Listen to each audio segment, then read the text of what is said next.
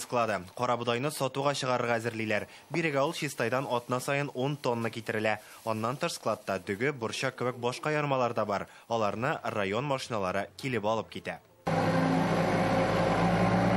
Монсы Лаеш районының Нарман агрофирмасы. Биредә ярминкәдә сату өчен бәрәңге, чөгендер, кишер һәм кәбестә төйләр. Алар Казанда 9 урында үз товарын тәкъдим итә. Менә икенче атна рәттән шәһәргә 9 тонна яшелчә озаталар. По изучению рынка, по спросу, что больше спросит, то мы и отправляем. Яшелчәләрне халыкның күп мисравына карап җибәрәбез. Узган атнада 5-10 килограммлап бәрәңге, кәбестә алдылар. Көз айларында ихтыяҗ зуррак иде кебек. Үзләре үстергән уңыш, шуңа бәяләре дә кулай. Хәзер 200 тоннага якын яшелчә запаслары бар. Бу киләсе атналарда булачак ярминкәләрдә сатарга да халыкны аннан соң тәэмин итү өчен дә җитәчәк.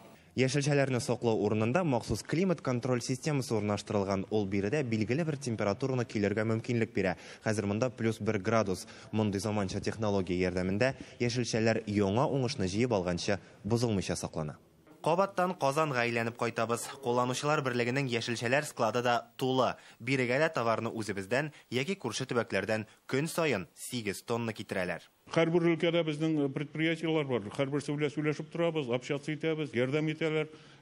Суганы менә Саратовтан кайтарабыз. Әле менә кичә Алтайдан үземнең коллега белән сөйләшәм, Алтайский крайның потребсоюз председателе. Мин әйтәм, менә он тегесем, давай ди, күпме кирәк, пожалуйста, ярдәм итәбез ди.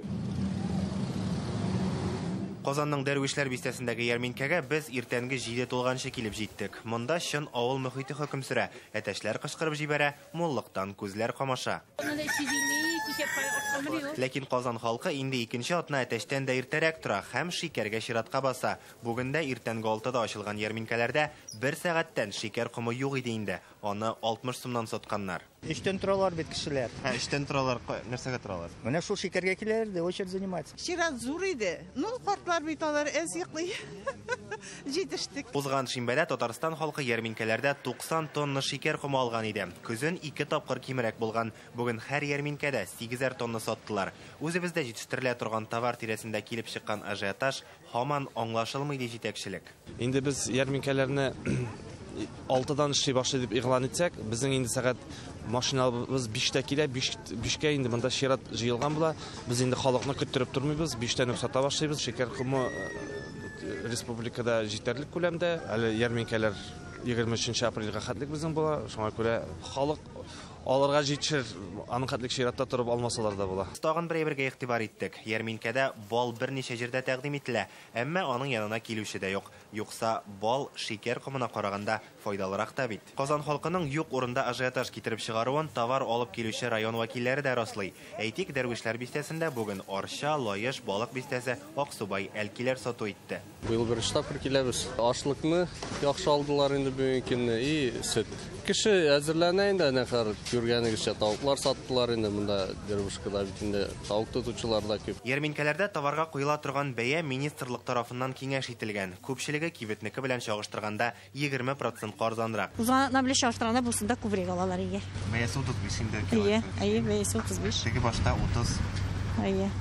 Бәрәңге яхшырак бит күренеп тора. Татарстанда товарлар запасын махсус оештырылган 2 комиссия күзәтеп бара. Бүген икътисад министры Мидхәт Шаһиәхмәтов билгеләп үткәнчә, республикада бу атнада сатып алу кимегән инде. Узак саклана торган товарлар 3-тән 1-гә кимерәк сатылган. Димәк, ажиотаж тына.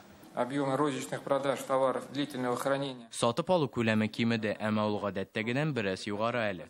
Товарларны кибетләргә бүлү, складларында продукция республика халкының ихтыяҗын канәгатьләндерү өчен җитәрлек күләмдә. Икенче атна зур популярлык белән барган ярминкәләр президент кушуы буенча 23 апрельгә кадәр дәвам итә. Әлеге ажиотажны күргән авыл хезмәтчәннәреннән ярминкәләрне яз көзен генә түгел, ел дәвамында оештырырга кирәк дигән фикер дә яңгырый. Янәсе, азык-төлек ел әйләнәсе күз алдында булса, бәлки кирәгеннән артыгын сатып алудан да туктарлар. Әмма көзге ярминкәләр күрсәткәнчә, сорау ул вакытлы бер. Бүген бар, иртәгә юк. Илгиз Шәкүров, Алмаз Зиятдинов, Яңа Гасыр каналы.